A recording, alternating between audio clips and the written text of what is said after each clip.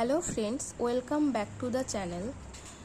তোমরা যারা জানো আমার চ্যানেলটিকে সাবস্ক্রাইব করে রেখেছো বা ফলো করে থাকো, তারা অবশ্যই জানো যে আমি ক্লাস 9-এর এই lesson 5 all summer in a day এটির টেক্সটেই পুরো লাইন বাই লাইন এক্সপ্লেনেশন অর্থাৎ ট্রান্সলেশন, বেঙ্গলি ট্রান্সলেশনে পড়িয়েছি। তো আমাদের শেষ হয়ে গেছে এই চ্যাপ্টারটি। এর এক্সারসাইজ আজকে সলিউশন শুরু করব। তো চলো শুরু করি। প্রথমেই রয়েছে এমসিকিউ। আমি এমসিকিউ উত্তর সহ তোমাদের দেখিয়ে দিচ্ছি এবং পাশে খাতাও রেখেছি, যদি প্রবলেম হয় আমি খাতায়ও লিখে দেখিয়ে দেব। First question, men and women came from the earth to Venus by aeroplanes, helicopters, rockets, satellites. তো আমরা প্রথমেই পড়েছি men and woman came from the earth to Venus by rockets. আমরা ফার্স্ট প্যারাতেই পড়েছি, তো এখানে answer is Rockets.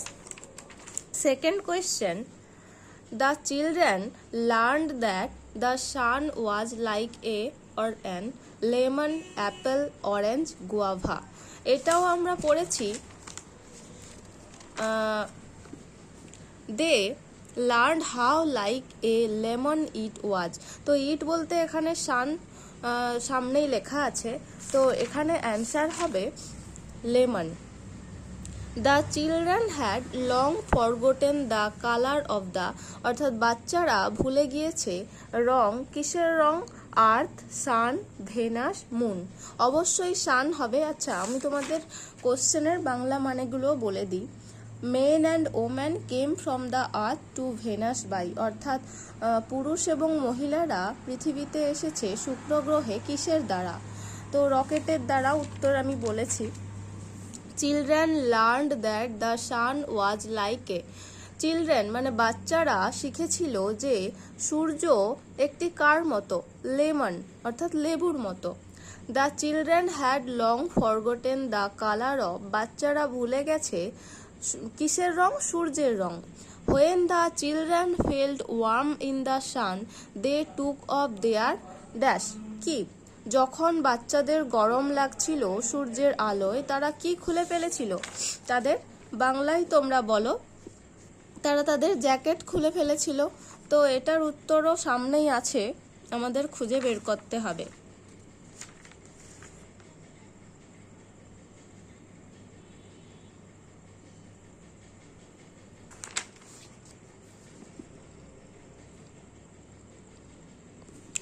They took off their jackets, পেয়ে গেছি আমরা।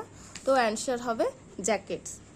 The children came to know that the sun would come out after, বাচ্চারা জানতে পেরেছিল যে সূর্যটি বেরিয়ে আসবে আফটার, কত বছর পর? অবশ্যই 7 ইয়ার্স, এখানে নিশ্চয়ই লেখা আছে, তোমরা পড়েছো 7 ইয়ার্স, তো হবে কি 7 ইয়ার্স। এক্সারসাইজ 2-এ কিছু কোয়েশ্চেন আছে যেগুলোর উত্তর লিখতে হবে। How did the heavy storms effect the islands of venous, এটার মানে হচ্ছে হেভি স্টর্মস অর্থাৎ ভারী ঝড়ের কারণে কি ক্ষতি হয়েছিল ভেনাস আইল্যান্ডে, অর্থাৎ শুক্র গ্রহের দ্বীপে। এটা প্রথমেই রয়েছে,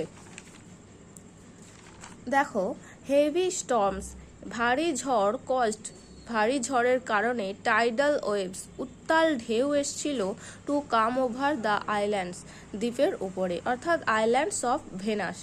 এই তোমরা এই লাইনটি তুলে দিলেই অ্যান্সারটি সহজভাবেই হয়ে যাবে। Second question, what did the children right about the sun, বাচ্চারা সূর্য সম্পর্কে কি লিখেছিল? এখানেও আমরা পড়েছি দে, এখানে দে জায়গায় শুধু দ্য চিলড্রেন লিখতে হবে। তো the children had written small stories, essays or poems, অর্থাৎ বাচ্চারা লিখেছিল ছোট গল্প, প্রবন্ধ অথবা কবিতা অ্যাবাউট ইট, অর্থাৎ অ্যাবাউট ইটের জায়গায় হবে about the sun. Third question is where did the children play, বাচ্চারা কোথায় খেলছিল? তো চিলড্রেনরা এখানে রয়েছে আমাদের দে, অর্থাৎ দে জায়গায় হবে the children. The children played in the ইকোয়িং টানেলস, খেলছিল কোথায়? প্রতিধ্বনিরত সুড়ঙ্গে অব দ্য আন্ডারগ্রাউন্ড সিটি, ভূগর্ভস্থ শহরের। বাস এতটাই হবে answer. How did the jungle in Venus look, শুক্র গ্রহের জঙ্গল কেমন দেখতে?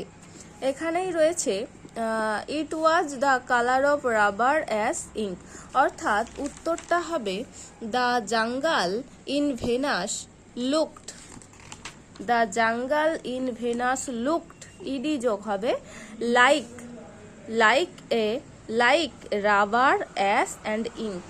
ওকে, এক্সারসাইজ 3 এ ফার্স্ট কোশ্চেন দেখো, why were the children eager to C the sun, কেন বাচ্চারা আগ্রহী ছিল সূর্য দেখার জন্য? তোমরা সবাই জানো এর উত্তর, এখানেই রয়েছে।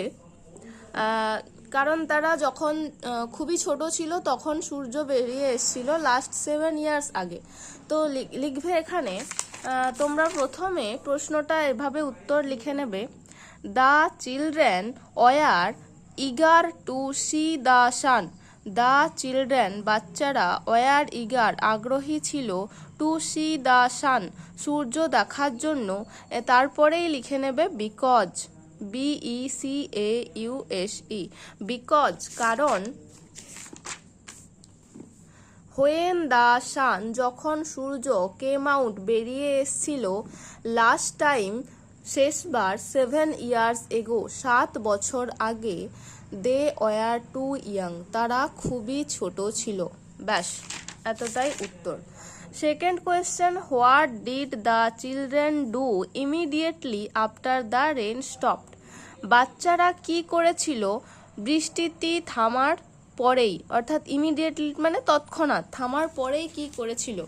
দ্য চিলড্রেন ইমিডিয়েটলি আফটার, বা এভাবেও উত্তর লিখতে পারো, after the rain stopped, after the rain stopped the চিলড্রেনের পর, এখানে দেওয়া আছে দ্য রেন স্টপ, বৃষ্টি থেমে গিয়েছিল, তারপর খুঁজতে হবে বাচ্চারা কি করছিল। এখানে বাচ্চারা এখানে রয়েছে, তো the children put their hands, তাদের হাতগুলো টু দেয়ার ইয়ার্স কানে দিয়েছিল, দে স্টুড অ্যাপার্ট তারা আলাদাভাবে দাঁড়িয়েছিল। ব্যাস। তারপরের কোশ্চেন রয়েছে, why do you think that the children were feeling unhappy when it started raining again, কেন তুমি মনে করো যে বাচ্চারা খুশি ছিল না, অর্থাৎ অখুশি ছিল যখন আবার বৃষ্টি পড়তে শুরু করেছিল? এটা সম্পূর্ণ তোমার মতামত, তো উত্তরটা এই বইতেই টেক্সটে রয়েছে। প্রথমে দেখে নাও কিভাবে উত্তর করবে। The children were feeling unhappy when it started raining again, পুরোটা লেখার পর লিখবে বিকজ, কারণ। এইখানে প্রশ্নটা উত্তরের আকারে লিখতে হবে। ইটটা পরে আছে, লিখবে it will be 7 more years, এটা আরও 7 বছর হবে, before the sun comes out again, আবারও যখন সূর্য বেরিয়ে আসবে। তো এখানে টেক্সটের যে এক্সারসাইজগুলো ছিল তার সলিউশন আমি করে দিলাম। যদি না বুঝতে পারো আবার আমাকে কমেন্ট করো, আমি আবারও উত্তর করে দেব। দেন আমাদের রয়েছে এক্সারসাইজেই গ্রামার রয়েছে, গ্রামারের যে এক্সারসাইজ 4 রয়েছে এখানে গ্রামারে রয়েছে ট্রান্সফরমেশন অফ সেন্টেন্স। ঠিক আছে, ডু অ্যাজ ডাইরেক্টেড, অর্থাৎ ব্র্যাকেটে যেরকম দেওয়া রয়েছে সেই রকম অনুযায়ী, নির্দেশ অনুযায়ী উত্তর করতে হবে। আমি তোমাদের তার আগে বলি, ট্রান্সফরমেশন অফ সেন্টেন্সে 3টে সেন্টেন্স রয়েছে। দেখো, simple sentence, compound sentence, complex sentence. আমি বাংলাতেই যদি বলি, সিম্পল সেন্টেন্স মানে সরল বাক্য, কম্পাউন্ড সেন্টেন্স মানে যৌগিক বাক্য, কমপ্লেক্স সেন্টেন্স মানে জটিল বাক্য। তোমাদের সহজ উপায়ে বলে দিই, সিম্পল সেন্টেন্সে কখনো অ্যান্ড, বাট, অর্থাৎ WH ওয়াট, অর্থাৎ এবং, কিন্তু, যদি, এসব কোনো কিছুই থাকবে না, একেবারে সরল বাক্য হবে। আর কম্পাউন্ড বাক্য যেটা, অর্থাৎ যৌগিক বাক্য যেটি, সেটির মধ্যে অ্যান্ড, বাট এগুলো যুক্ত থাকবে।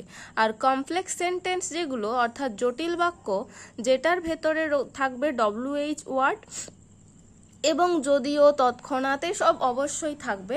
আর আমি গ্রামার সেকশনের যখন ভিডিও বানাবো তখন অবশ্যই পরপর আসবো, এটা যেহেতু অনুশীলনীর পার্ট তাই আমি একধার দিয়েই করিয়ে দিচ্ছি। তো সেই অনুযায়ী সিম্পল, কম্পাউন্ড এবং কমপ্লেক্স সেন্টেন্সের ট্রান্সফরমেশন আমি করছি। প্রথম সেন্টেন্স আছে, I have a blue pen.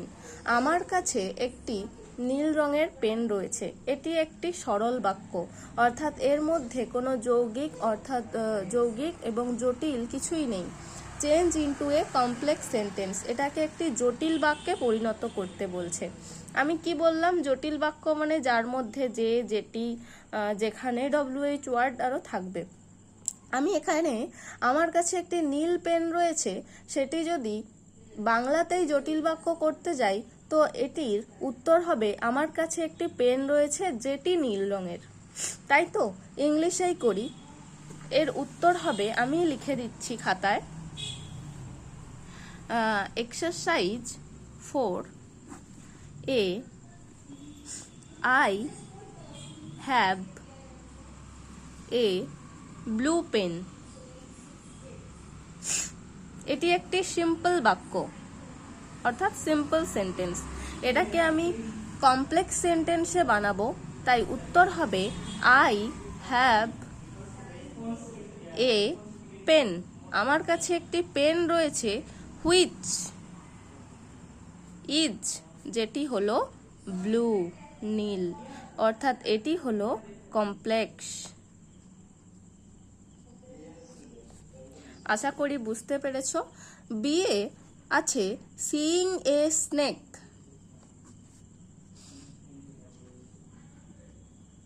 The boy shouted. এটিও রয়েছে একটি সিম্পল সেন্টেন্সে। আমাকে এখানে প্রশ্নে দেওয়া আছে কম্পাউন্ড সেন্টেন্স করতে, অর্থাৎ এর মধ্যে এবং, তবু, কিন্তু এইসব আসবে।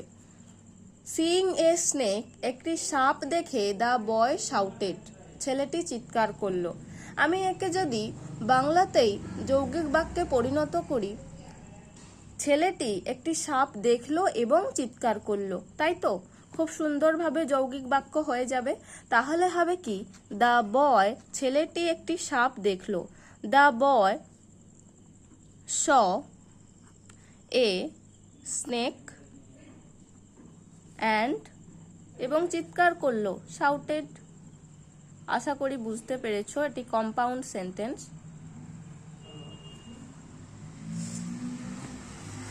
I know a man who is very wise।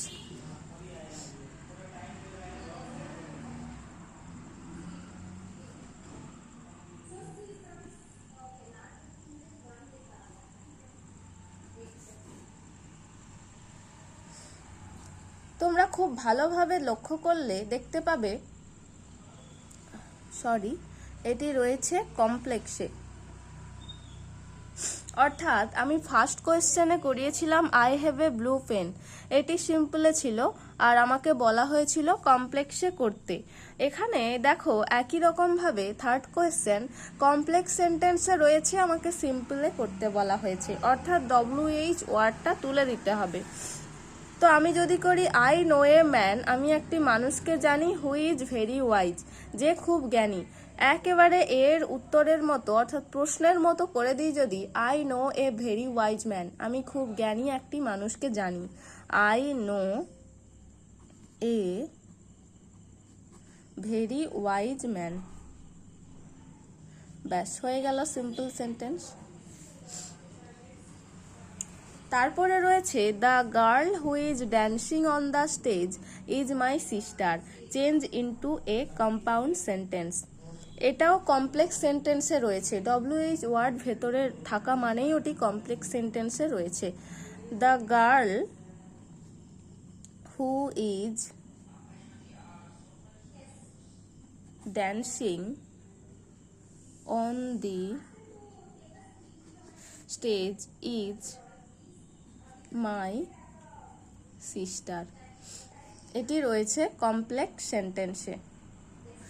বলা হয়েছে আমাকে কম্পাউন্ড সেন্টেন্স করতে, তো আমি এখানে লিখব আচ্ছা, দ্য মেয়েটি নাচছে, দ্য মেয়েটি যে নাচছে স্টেজের উপরে সে আমার সিস্টার, মানে বোন বা দিদি যাই হোক। আমি একে বাংলাতে লিখব মেয়েটি নাচছে স্টেজের উপর এবং সে আমার বোন। ঠিক আছে, compound sentence. The girl is dancing on the stage and she is my sister। তারপরের কোশ্চেন রয়েছে I met my friend and told her about an incident। আমি আমার বন্ধুর সাথে সাক্ষাৎ করেছিলাম এবং তাকে বলেছিলাম একটি ঘটনা সম্পর্কে। এটি রয়েছে অ্যান্ড রয়েছে মানে কম্পাউন্ড সেন্টেন্স, এটি রয়েছে কম্পাউন্ড সেন্টেন্সে এবং করতে হবে এটি সিম্পল সেন্টেন্সে।